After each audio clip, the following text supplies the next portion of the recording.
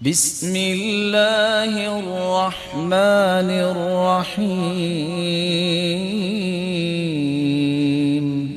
کون سے ایسے اعمال ہیں کہ میں لیلۃ القدر کے برابر اجر لے سکتا ہوں؟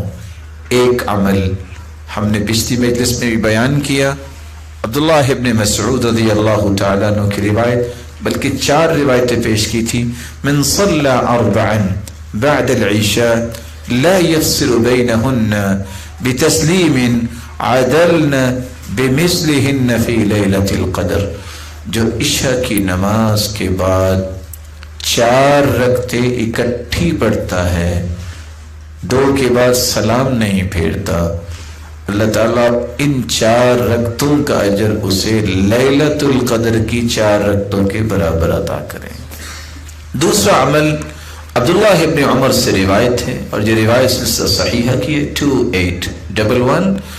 الا انبئکم بلیلۃ افضل من لیلۃ القدر، اللہ کے رسول نے فرمایا کہ میں تمہیں لیلۃ القدر سے بھی افضل رات نہ بتاؤں؟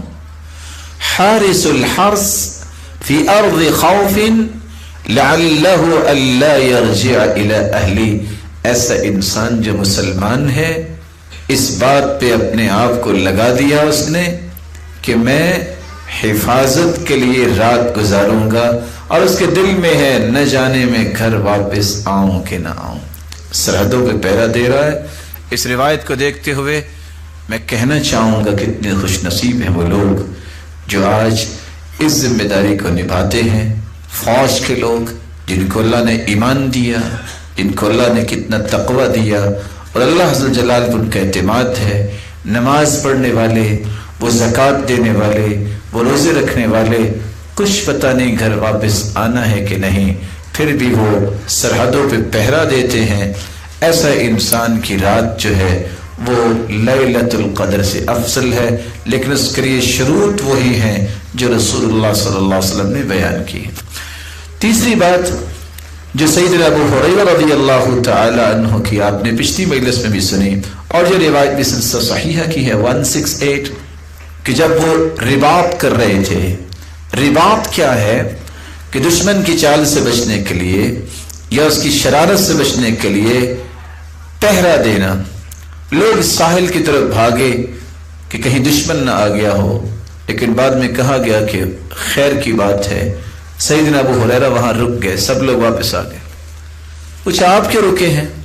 کہا اللہ کے رسول نے فرمایا تھا کہ جو بندہ ایک گھڑی اللہ کی راہ میں کھڑا ہو جاتا ہے وہ حجر اسود کے سامنے لیلۃ القدر کی رات میں کھڑے ہو کے عبادت کرنے سے افضل ہے۔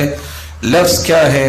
موقف ساعہ فی سبیل اللہ خیر من قیام لیلۃ القدر عند الحجر الاسود، مجھے یہاں رکنے دو، میں لیلۃ القدر سے افضل اجر لے کے ہی واپس جاؤں گا۔ رب تعالیٰ سے دعا ہے رب تعالیٰ آپ سب کو یہ رات نصیب فرمائے، اور ہم سب کو ایسے اعمال کی توفیق دے جس سے اللہ ہم سے راضی ہو جائے۔ وآخر دعوانا الحمدللہ رب العالمین۔